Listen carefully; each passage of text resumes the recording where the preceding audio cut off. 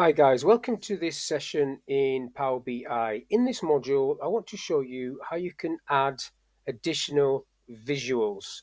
So on the screen at the moment, I have added a Gantt chart visual, and you can see it sitting down here and who it's by. So it's by MAQ. Now what I want to do is do this again, but from on a different file, but just so you can see how this works there. Obviously, you need dates and things like that for this to work, but there it is. So I'll get a blank file and just go through it on a different example. So I'll go File, Blank, and I've got some Excel data that will work with all these sort of Gantt chart add-ins. So my data is in an Excel file, so I'll click on Excel.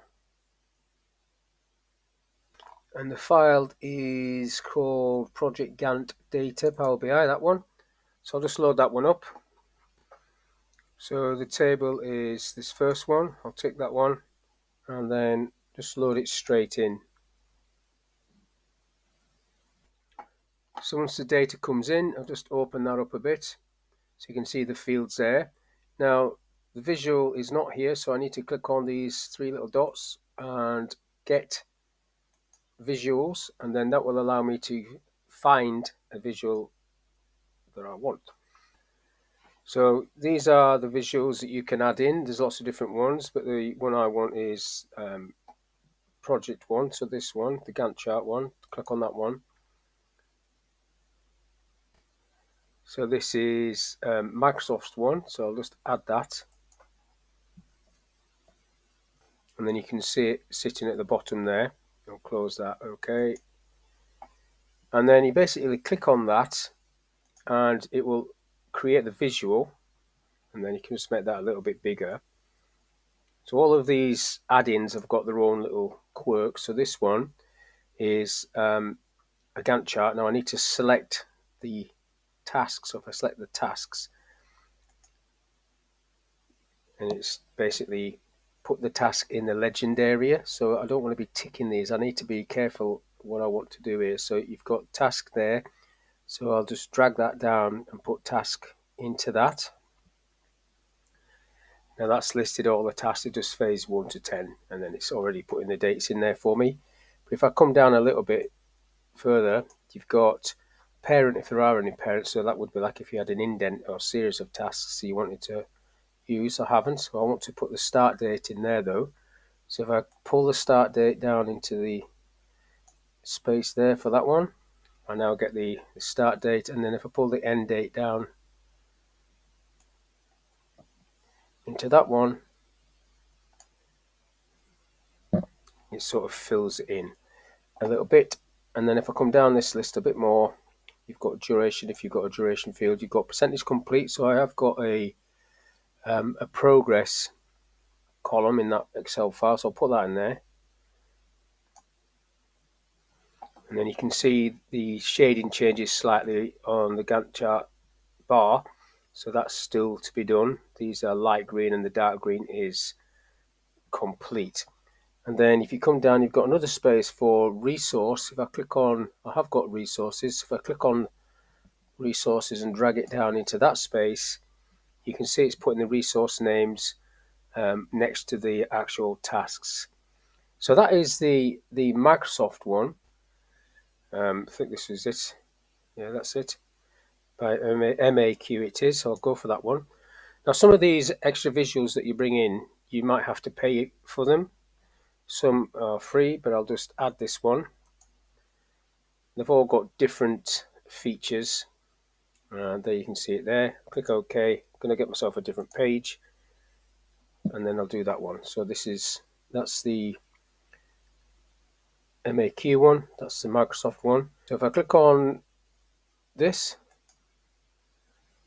it should give me the visual in the same way as the other one did, and then I can just make that big, and you get the same sort of feels.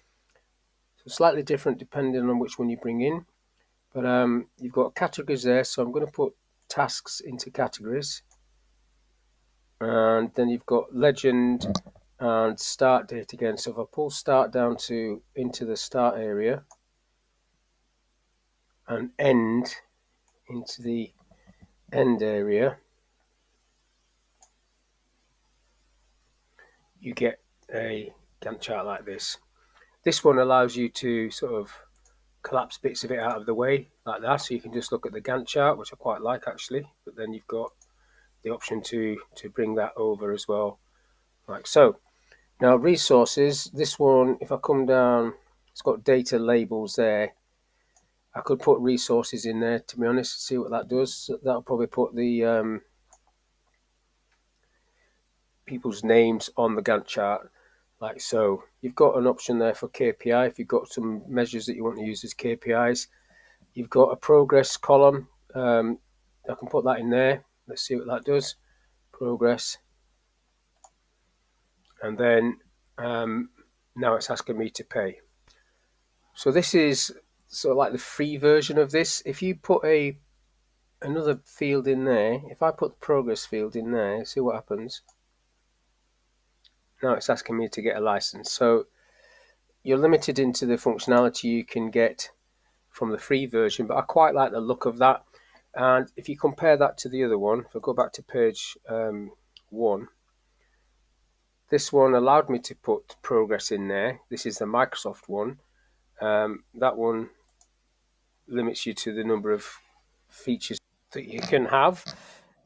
This one, in my opinion, is more pleasing to the eye, easier to look at, nicer, but they're both pretty functional, and you can just choose which one you want. I wouldn't be paying for it, to be honest, so unless it's absolutely necessary. There are other programs where you can use Gantt charts. This is just for Power BI. But if you want in a Gantt chart, I would use Microsoft Project or even Visio. It creates a very useful Gantt chart, very similar to this. And Visio, for example, is not that expensive, although Microsoft Project per license is expensive, more so than this. This is free, obviously, unless you're paying for extras. And so I'd want free visuals, not paying extras. That's just me, but it's up to you. So that's all I want to talk about on this little video. How you can add extra visuals, in this case a Gantt chart, and display two different Gantt charts. One's free, Microsoft, and one you have to pay for above and beyond some simple basic tools. So hopefully this little video is of use. Thank you for your time, and I will catch you on the next one.